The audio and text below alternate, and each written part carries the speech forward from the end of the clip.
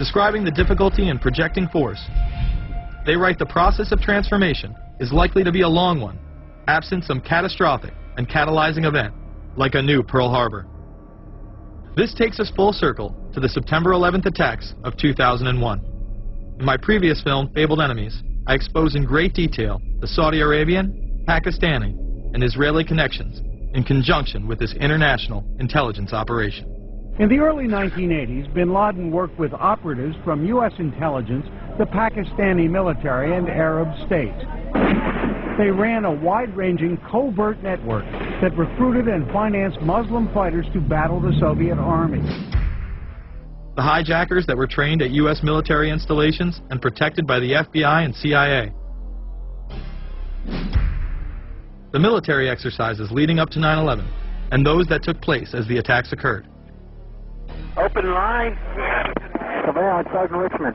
Sergeant Richmond, Sergeant Life from Cheyenne Mountain Test Control. How are you? I'm doing fine. Okay, I need you to terminate all exercise inputs coming to Cheyenne Mountain at this time. Copy.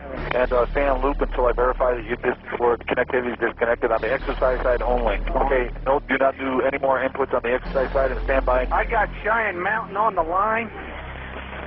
Terminating all exercise inputs. So, over, if you didn't know that the exercise... Oh, yes. The Black Ops program, Able Danger, and the shadow government involvement.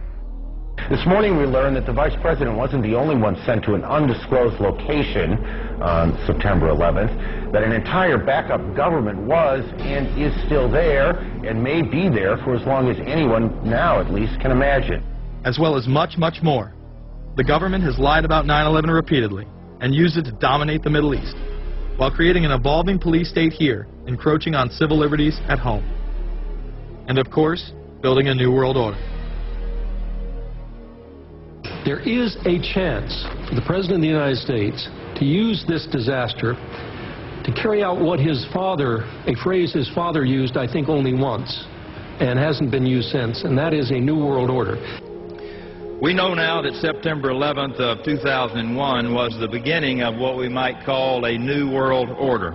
The new world order that this president's father talked about with such great enthusiasm seems to be high on the agenda of this administration.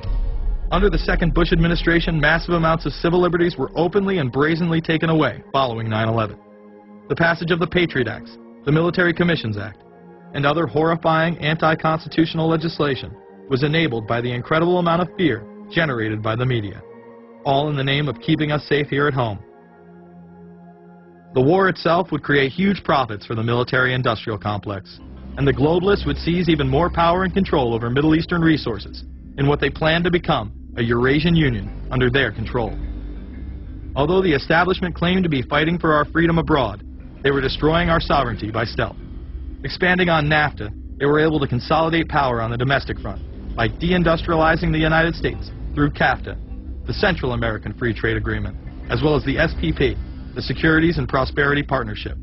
Opponents, however, say the initiative is nothing less than a plan to create a North American Union that would eliminate sovereignty for all three nations. Building on the North American Free Trade Agreement, the NAFTA section of the Commerce Department is busy drafting laws and regulations for a North American Union, a union of Canada, America, and Mexico.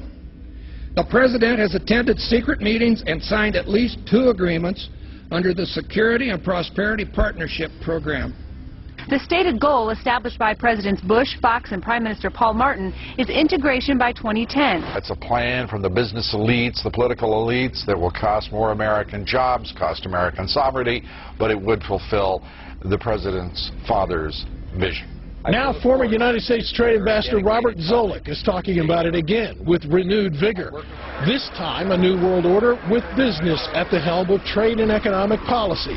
It's an agenda that goes hand in hand with the United States, Mexico, and Canada working quietly and behind the scenes to promote a common market with common deregulation for the benefit of multinational corporations. It's remarkable to me, the arrogance, the idea of just simply throwing away the nation's sovereignty, but they're trying to do so in so many ways. People better understand that they mean exactly what they're saying. It's a new world order they're trying to create. Dobbs, the only mainstream anchor to expose the new world order, resigned shortly after bullets were fired into his home. The elite do not plan on waiting around for these unions to be formed before implementing the next step in global government. Through the vast global economic crisis of the last few years, they have been able to devalue the dollar and undermine it as the world's reserve currency. They have allowed the Federal Reserve and IMF to consolidate power by taking control of the Securities and Exchange Commission, as well as issuing a global currency instead of the dollar, disguised as a special drawing rights unit. This aspect of the New World Order was announced at the G20 in April of 2009. There is a big thing that's going to happen in London at this G20, and then they're hiding it, they're camouflaging it, they're not talking about it. Coordination of international regulation. What they are going to do is to put our Fed and our SEC under the control, in effect, of the IMF. New World Order, that's what they're planning in there, is to undermine the U.S. currency, and it's just really sad. What it really is putting the American economy under international regulation. Yeah. And those people who have been yelling, oh, the UN's going to take over global conspiracy theorists. They've been crazy, but now they're right. There's 20 or whatever people in the G20. Say there's 20 ministers, thousands of us, and we can't get our voices heard. When Geithner said he would be open to the idea of a global currency last week, yeah. Those conspiracy people had said and suggested that for years. Right. You're not wrong. Cash is becoming weeded out. Cash will most likely be eliminated or extremely difficult to use in many situations, so that you'll have to use the global currency or the electronic currency. Even though a physical global currency is yet to exist, groups such as BRIC are openly promoting a new reserve currency, which is a conglomerate of Brazil, Russia, Indonesia, and China. Get everyone in the whole world using one currency, which some people think that's a good idea. Russian President Dmitry Medvedev recently showed off a sample coin of the new world currency at the G8 in July of 2009. We have also agreed today additional resources of $1 trillion that are available to the world economy through the International Monetary Fund and other institutions. This includes 250 billion from special drawing rights, the reserve currency of the IMF, drawing rights that will be issued to countries who are part of the International Monetary Fund. I think a new world order is emerging, and with it the foundations of a new and progressive era of international cooperation. The head of the European Union is also calling for global government. 2009 is also the first year of global governance, with the establishment of the G20 in the middle of the financial crisis. Gordon Brown has called for a world constitution. We now need nothing short of a world constitution for the global financial system. Both Gordon Brown and Barack Obama had been groomed to be the next Anglo-American spokesman for this new world order after Bush and Blair stepped down. Here is Gordon Brown in front of the CBI prior to him being chosen to become Prime Minister. And it's only now that we can begin to understand that the world order that globalization brings and what it's going to look like. But what does the new world order mean for countries like ours who are looking to succeed?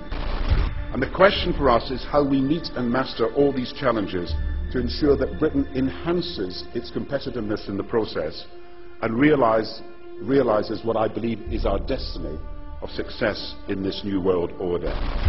A new world is emerging. It is a new world order with significantly different and radically new challenges for the future. President Barack Obama has also espoused similar views on globalism. Here he is in Berlin, Germany, in July of 2008, in what media have dubbed his New World Order speech. Well, there have been extraordinary scenes in Berlin tonight as thousands of people gathered to hear Barack Obama deliver key foreign policy speech on his current European tour. The Democratic presidential hopeful laid out his vision for America's place in a new world order. In this new world, such dangerous currents have swept along faster than our efforts to contain them. And that is why we cannot afford to be divided. No one nation, no matter how large or powerful, can defeat such challenges alone. But the burdens of global citizenship continue to bind us together.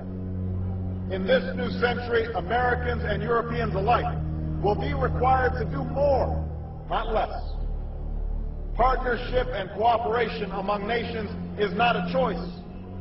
It is the only way, the one way, to protect our common security and advance our common humanity.